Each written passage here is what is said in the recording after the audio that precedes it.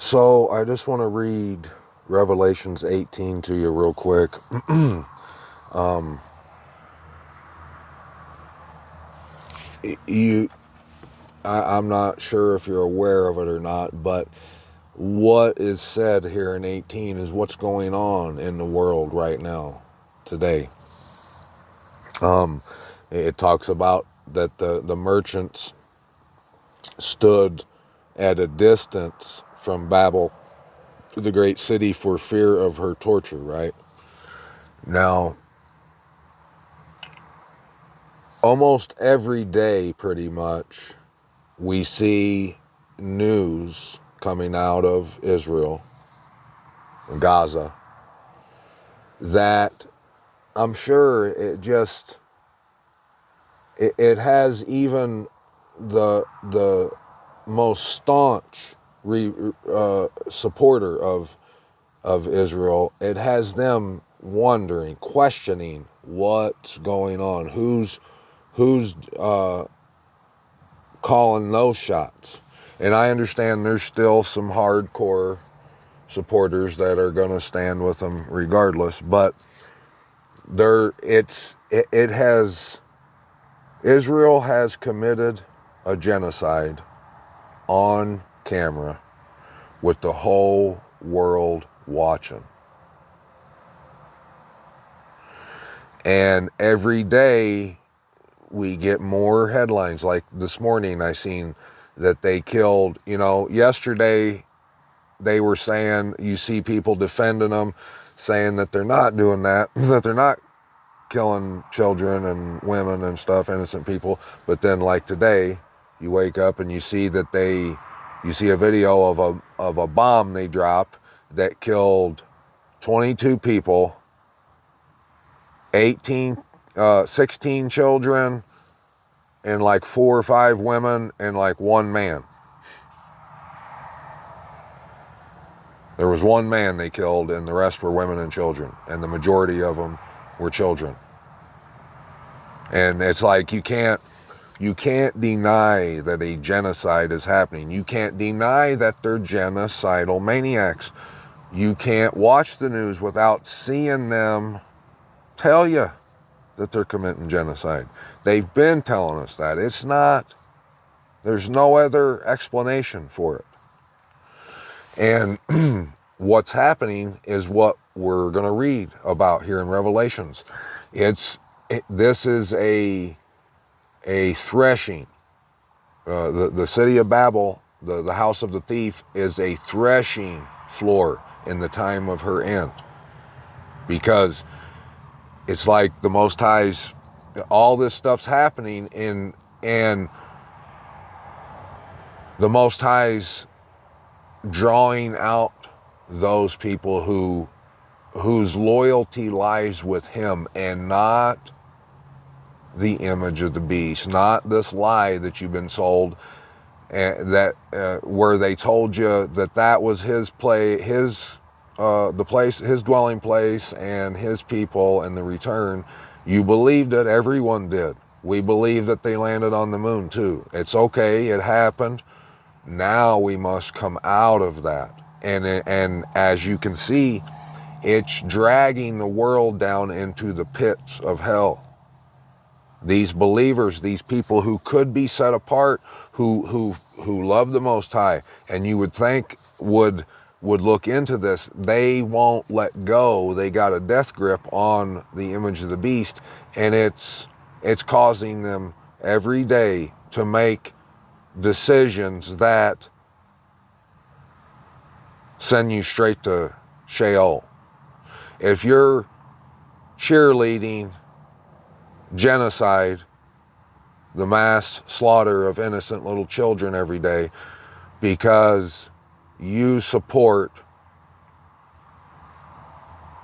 them and what they are about, because the TV screen told you that that's the children of the Most High, and you ain't got no proof, and actually you've refused the proof I've showed you that will prove to you that that's the image of the beast.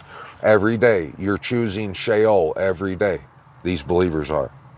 And how you're going to survive in these end times is you have to come out of that. Watch.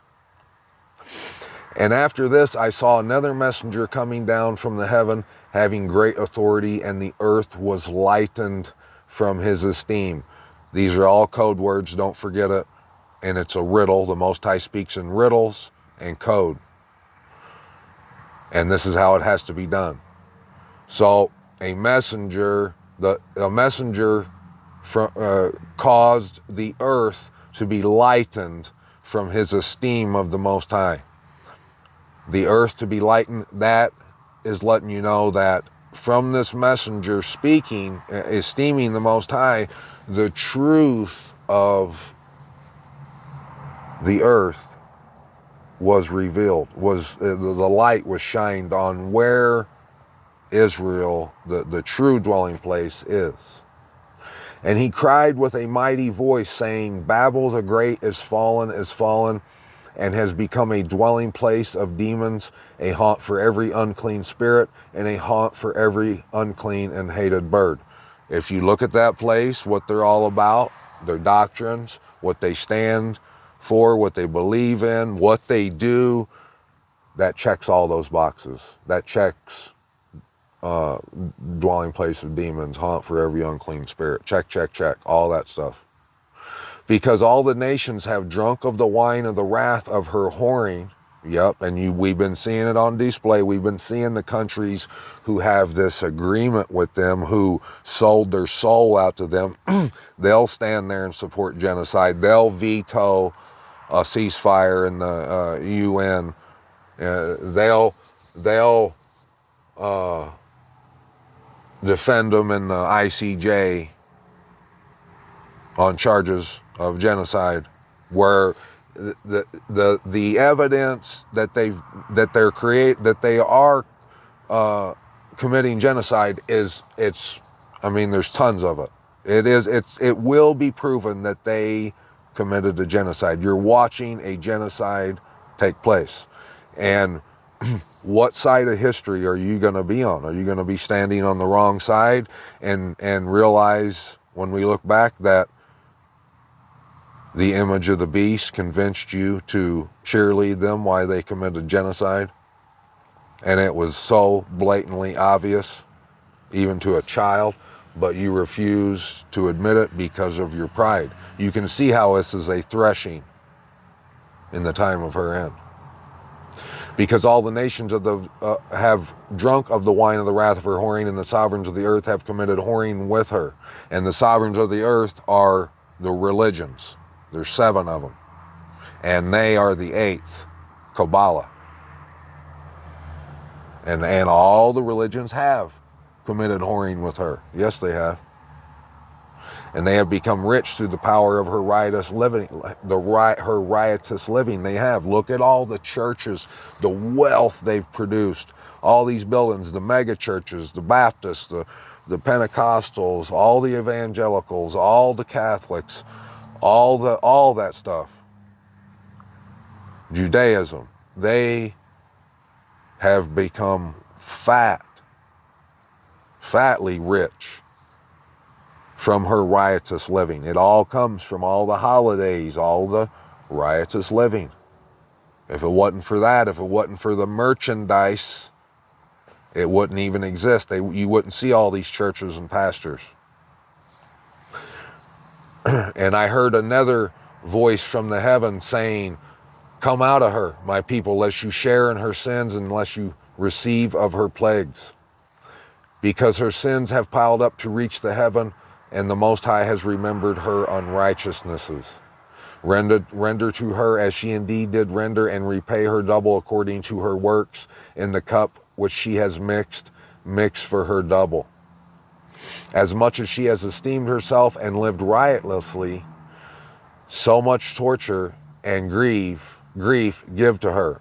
Would you say Israel has esteemed herself and her supporters?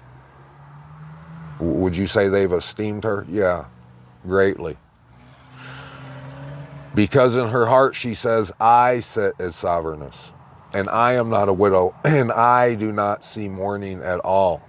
Because of this, her plague shall come in one day, death and mourning and scarcity of food, and she shall be burned up with fire, because Yahuwah the Most High, who judges her, is mighty. And the sovereigns of the earth who committed whoring and lived riotously with her shall weep and mourn over her when they see the smoke of her burning. That's what's happening right now. And even these supporters that will never admit it, even inside, they have to, you know, when they wake up and see these headlines, they have to inside, they got to be saying, man, you know, is this ever going to stop? They're just wanting it to stop, but it's not going to stop. Standing at a distance for fear of her torture, saying, woe, woe, the great city, Babel, the mighty city, because your judgment has come in 1 hour. And has it not come in 1 hour? Since October 7th, it's been, the whole world is realizing who these guys are and what they're about. Boom. Before that, yeah, I was talking about what they were before that, but the world was not. Now the world's seeing it, and this younger generation, this up and coming generation of detectives, investigators, they're going to find the truth of our home and the truth of the image of the beast, and it's a wrap.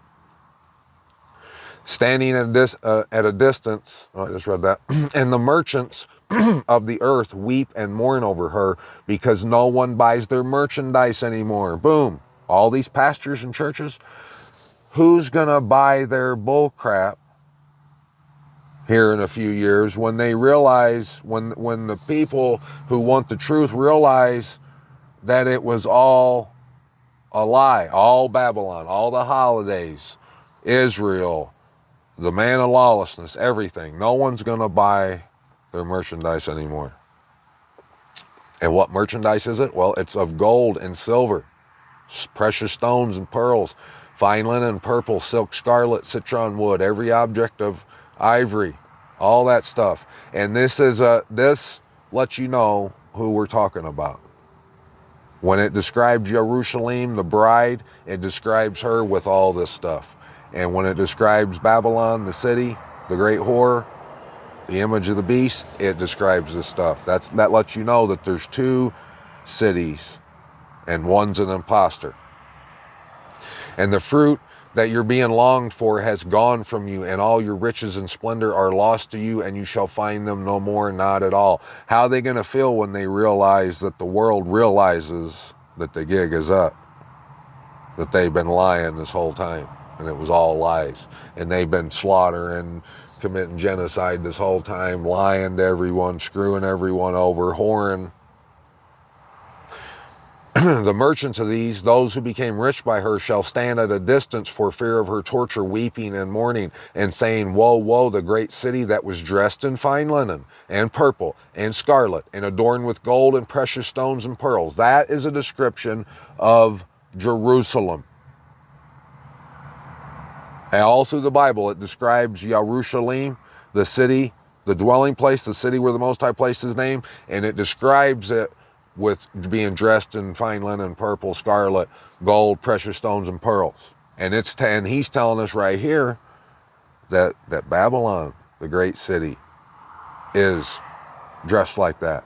That lets you know what the image of the beast is. The image of the beast is the fake Jerusalem. It's called Jerusalem. It's not the true place. That's Palestine. That's why the Middle East is in such uproar, and it has been, because the British, the Chaldeans, Babylon, the Masons and the Albert Pikes of the world, the Rockefellers and Rothschilds and all those people, to the Balfour Declaration, all that stuff, they bullied their way over there into Palestine, and they lied to you and told you that was the dwelling place, and it is not. And ever since last fall, September, October, we've been seeing that on full display. That is the place that was and is not, yet is. For in 1 hour such great riches was laid waste, and every shipmaster and every passenger and sailors, and as many as worked the sea for their living, stood at a distance. And remember, this is all code. That's not sailors out on the sea. This is people who work the sea for their living. The sea is the people. So the pastors, the preachers, the teachers, the institutions, the colleges, the popes, all that stuff, stood at a distance and cried out when they saw the smoke of her burning, saying, what is like this great city? And they threw dust on their heads and cried out, weeping and mourning, and saying, woe, woe, the great city in which you had ships on the sea became rich by her wealth, for in 1 hour she was laid waste.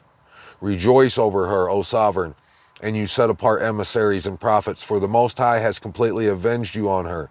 And one mighty messenger picked up a stone, like a great millstone, and threw it into the sea, saying, with such a rush, the great city Babel shall be thrown down and shall not be found any more at all. That's what's happening. The reason he uses a millstone there, because it's a threshing. The millstone is in Jerusalem. And the sound of harpist is in Jerusalem, but he's saying that it won't be heard anymore at all here. Musicians, flutists, trumpeters shall not be heard in you anymore at all. It should be clear to anyone who really cares and wants to read the Bible. It should be perfectly clear that this is talking about an imposter Jerusalem. And there's only one that I know. There's only one place that we've been told that that is the place. And isn't it funny that they're genocidal maniacs and they don't care? And the world of believers is firmly supporting them.